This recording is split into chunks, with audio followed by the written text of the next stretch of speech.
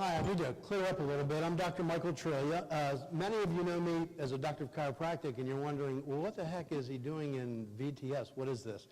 So I will share with you, this is my partner, Robert Hilliard. He's the brains and the founder, and this guy is absolutely beyond awesome. He's worked all over the world in many different industries of technology and also biomedical. And so we were excited. Our company is brand new. We are actually setting up our incorporation papers. We met about 6 months ago, but we've been 30 years in the making, he and I separately together. We are both Eastern Shore boys. I grew up in the metropolis of Delaware. Actually born and raised in a house in Delaware. It depends who you ask. My dad says my mom had me too quickly. My mom says my dad was too cheap to take her to the hospital. So just depends on who you ask. And Robert, born and raised in the Ocean City in that area. So we've, unlike Lisa, entrepreneurship has been on my mind since I've been just old enough to know anything. I've watched people work hard and make great money, but I couldn't figure out why we couldn't work smart. I was one of those, I love Delaware, I love this country, and I've always wanted to do something positive if I could, but I was one of those kids in high school that was very, not great. I believe if I went to school today, I would be called dyslexic. And barely made it out of high school. My high school guidance counselor told me, don't even apply to any college, boy, because you'll probably never make it anywhere. You know, real motivational speech.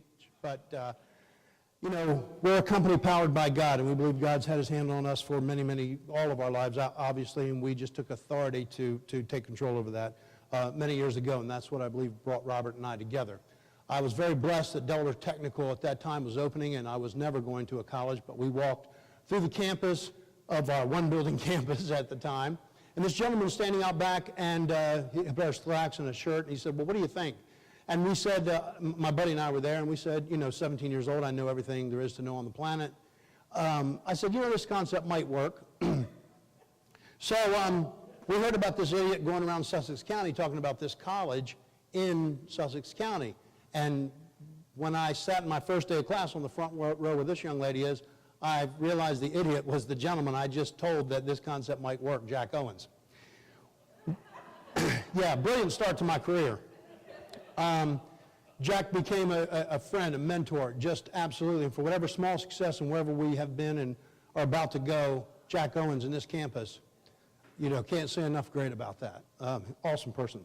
So Del Tech is still a diamond as far as I'm concerned that people don't know about in Sussex County.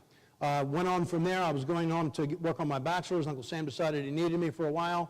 So I decided to enlist in the Army Security Agency, got cleared for top secret crypto work, spent some time in southern Japan, had a marvelous time doing what I did working for the Army Security Agency, the military counterpart to the NSA today. I went on from there. I was heading to the FBI or the CIA, so I needed a bachelor's degree. So I was the first one, I think, to do the full 2-year transfer from Del Tech to Salisbury University. Finished that, had my military and my degree, studied the martial arts, did all that kind of stuff, so I was ready. I signed up for the FBI. There was a year waiting list. At that point in time, I found out about this thing called chiropractic that I wasn't even smart enough to know even what it was or how it worked. But I love the idea of natural wellness and fitness, and so I moved into that arena and started moving toward that direction and went to Atlanta, Georgia for my final 4 years for my doctorate. And yes, I did take my associate, my bachelor's, and my doctorate degrees all back to that guidance counselor and shared with her. She might not want to share that with other young people.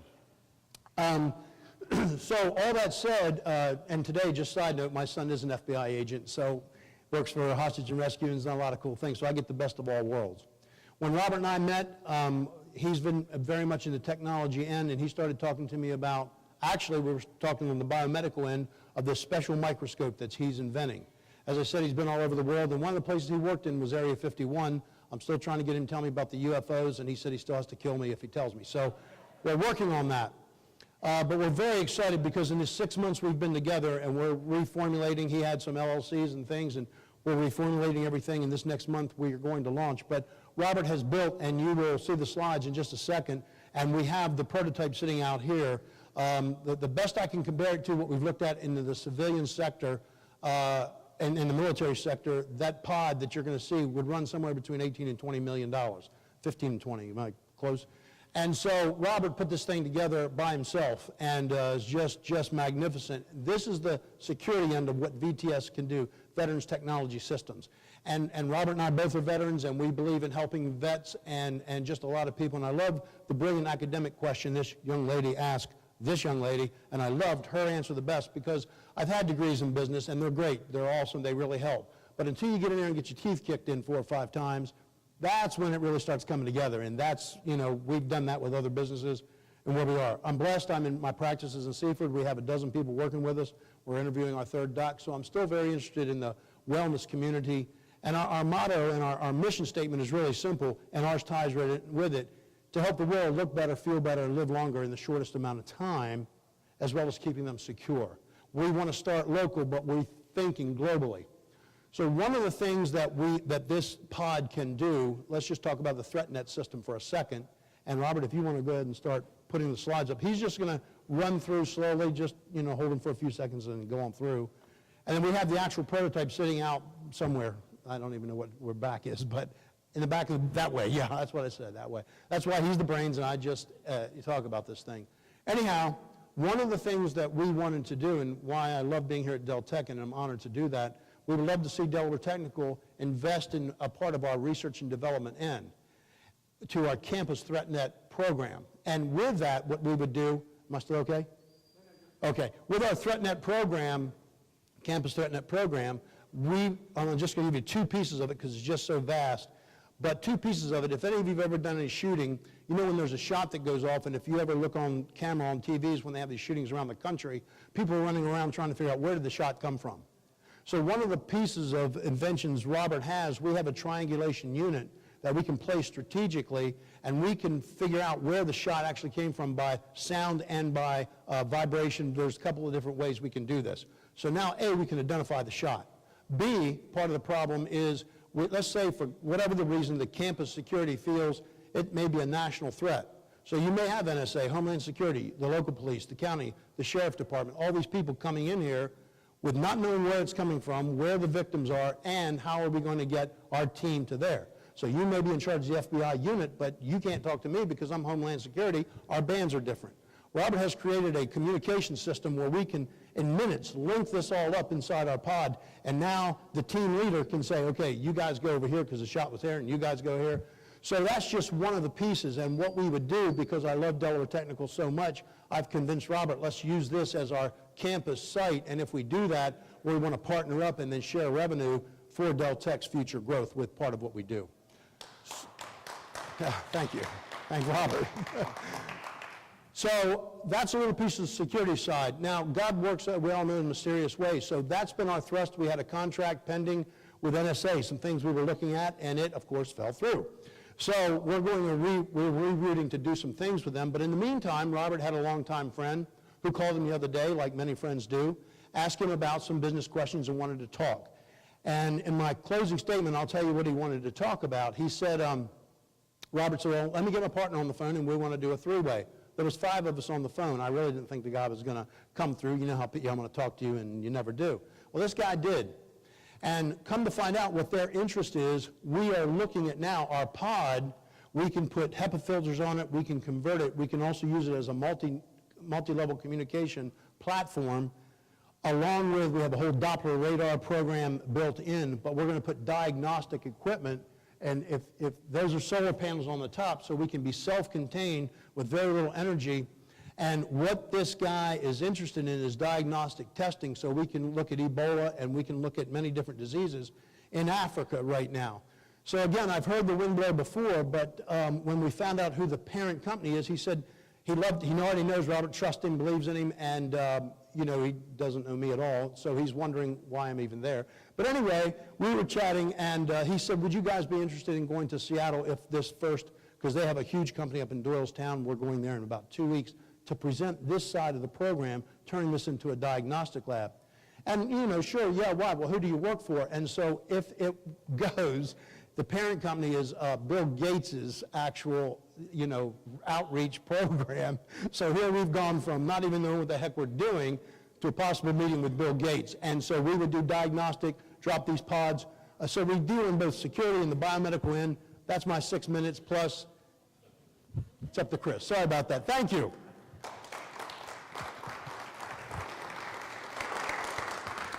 Questions or comments for Robert and Mike? I'm going to steal this from you. Yes, always. Thank you very much.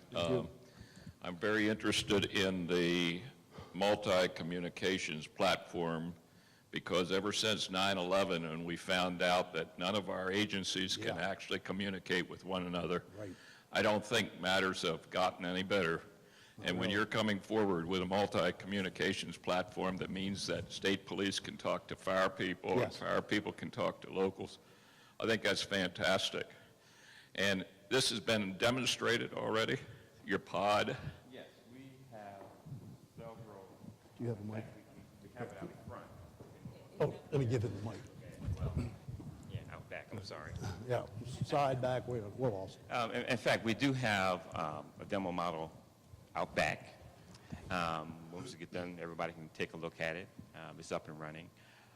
The whole concept basically was, throughout the years, as you said before, you've always seen on the news when there's an incident where you see the SWAT team pull up and everybody's scattered all over the place and no one knows where the active person is and so forth. I hate to use the word shooter, so I'm saying active person.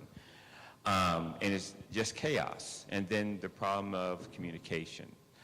So, you know, I figured out a way to basically cut down that chaos by allowing the various agencies to communicate, sharing the same bandwidth without anyone being left in the dark, as well as having some type of a HD or high definition audio in sync with that. So that was the whole concept for this prototype.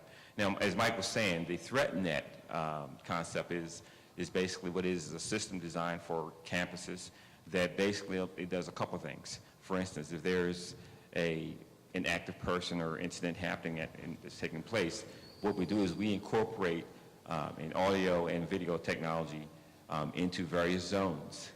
And then that system goes to a collective database that is actually transferring or transmitting in real time to campus police as well as local. Now what happens basically is this. We have, let me slow down, something similar to what we call sniper detection, which is just a system I worked on for the Army. What it does is it looks for either various changes in algorithms. So it looks for high screams, voices, gunshots, and at that time it starts actually recording and streaming. And then that information is in real time sent to campus police as well as the local. So the whole time this activity is taking place, someone is notified and they see it in real time. It's not where it comes in after the fact where you go back and look at a tape or anything of that nature. This actually, as soon as the incident takes place, it starts recording and it starts streaming. And it indicates, well, okay, there's an active person in this area. They know where that person is. They know, they have an idea. They know the actual description of that person because they have real live streaming video, so they actually see. So that saves a lot of time and a lot of effort and cuts the response time down. What's the politic? What's going to be the politics between you and your command central with all these other agencies, which seem to always be the bugaboo as far as trying to have communications and control? Well, with the pod configuration, basically what happens is the actual pod is the actual command center. So all of the communications go and come from the command center. So as you said, how do you handle the politics and communication? Because you have 5 or 6 different agencies that respond, and then everybody wants to be the top dog. So, you know, the political aspect of it has to be resolved at the time, the jurisdiction, who takes over the jurisdiction, and so forth. I too am a vet, and I want to thank you guys for your service.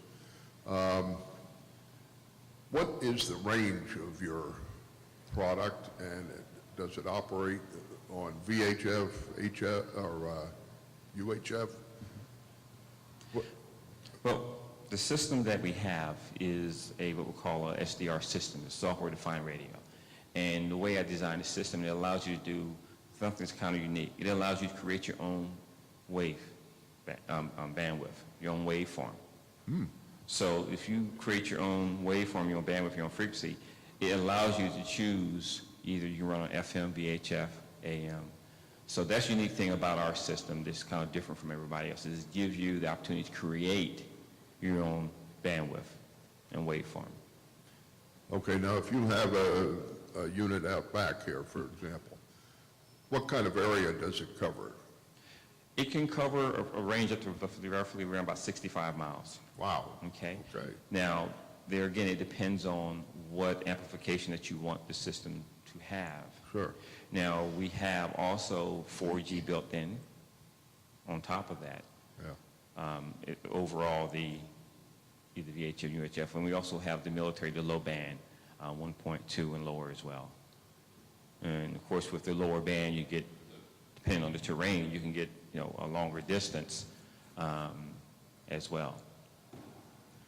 I'll just share with you real quickly before I pass this on that I was the first communications officer on the Eisenhower nuclear-powered aircraft carrier.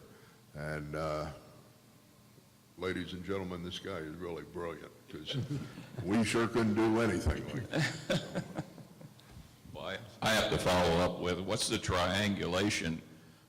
Is that worth 65 miles, or how close can you, how far away can you actually use the triangulation system? I would say an accurate 45. 45 miles? Yeah, accurately. And then there again, it depends on the amplification. And Plus, if we're set up on a the bandwidth. campus, we're going to have inter-speaking units that'll, Right. so if the campus was 300 miles wide, we'd have to bounce one to the next. But if a sniper, Yeah. a sniper is actually taking someone out, how far can the sniper be away? Oh. And you're still triangulating where Okay, the okay. sniper's shooting from. Okay, so what you're That's saying. what I yeah. want to know. Okay. Within a good, say, 3 or 4 blocks. Accurately. Yes. Mm-hmm. So we'd have more than, one station Right. in strategic places. So what you replace what we call the hot zones with the audio and video system camera setup. And it's a very small setup, about as large as that speaker you have over there on the wall, the little round bullhorn speaker type. Yes. Yes. Yes, ma'am. Well, welcome. We're glad that you're Thank you here. for having you. us. As a point of information, my son was out on Fort Hood at the time they had the second shooting. They learned from the first time, and one of the things they did almost instantaneously is all cell phone communication was turned off. So I could see, a product like yours being in place to be really, really valuable. The other question I have, actually it's not another question, it is a question. You shared with us how your business or how your pod would work in a natural disaster using the reference of Katrina. Would you please share with us some insight to that? Because I thought that was most interesting. Sure. In the area of emergency services, for instance, coming from a military background, I kind of, in the beginning, put everything towards the DoD side of business. And I realized that, there's another side. There's a commercial and there is a, homeland and security side as well. Now, for instance, if we had the pod during the time of the Katrina, basically what would happen is, when Katrina struck, there was no cellular communication. There was plenty of text, which they found out at the time, but there was no cellular. So what our system would have been able to do basically was to be able to, one, coordinate all the communications with the emergency services that were there, and all the various agencies, FEMA and so forth, and allow them to communicate.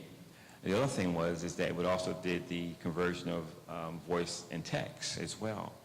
And for the people who had the ham guys, and it would allow them to all communicate a little bit more to a command center as well. Because what a lot of people don't realize, I think in denial about to me, is that ham is the backbone structure of cellular technology. And without ham, we wouldn't have anything today. It's just the way it is. And if the cellular infrastructure fails, what do we have to fall back on? It's ham. So, I keep that fundamental in mind with the design of the system. So even today, if all fails, this system will still be able to communicate because of the technology of having the ham. Now, I don't know if we have any ham fans in here or not, but are you guys familiar with Flex Radio? It's a software-defined radio. All I know is that we always relied upon ham operators to be the backbone, to be the backbone of the communication system if all else failed. Yes. Right. So coming from fire and rescue, we were always waiting for the ham operators to be around locally so that they could actually be the backup team. Yeah. So, 'Cause good point. It's a strong point, but not many people realize Are it. aware of Realize that, it. yes. Yes, and that's one thing that I like about the my overall concept is that we could take these pods, and as you know, there are plenty of remote cell towers around the country, and you can actually put one of these pods at each cell tower as an emergency redundancy backup, so when that cell tower fails, you will have the ham capability right redundant there, a system. repeating system right there. We have time for about one more question. Oh, fast one here then. I'm sorry. Since you're just starting up, your target is going to be a lot of government. Have you started the process to get certified as a veteran-owned business? We are a veteran-owned business, we're certified. Yeah, but you got to get certified as such.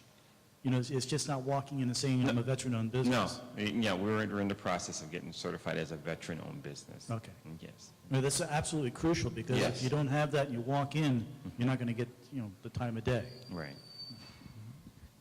What can we do as a community to support you and help you grow? Well, a couple of things.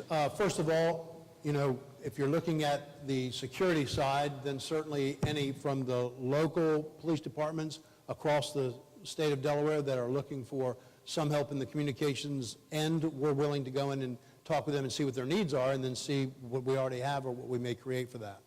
Secondarily, again, to sit on Dr. Smith about our R&D project here and let us help Deltec develop and be that campus that is the, gemstone of what we do for net threat security on campuses. And then, like I said, I can see this as it progressed across campuses across the country. We would love to take that money and just develop Deltec to the next level. If we could do that, that would be absolutely awesome. So those are two things off the top of my head. The Campus ThreatNet research project that I created is that, you find a lot of schools, what basically happens is you have, for instance, they do a lot of research, but they don't get anything from the research. And the whole overall concept is we want to allow the school or that university to have ownership of the intellectual property, not just, the notoriety of having done the research. So we wanted to try something a little different, actually to put something back into the community and back into the school to allow that school to have 51% ownership of that intellectual property.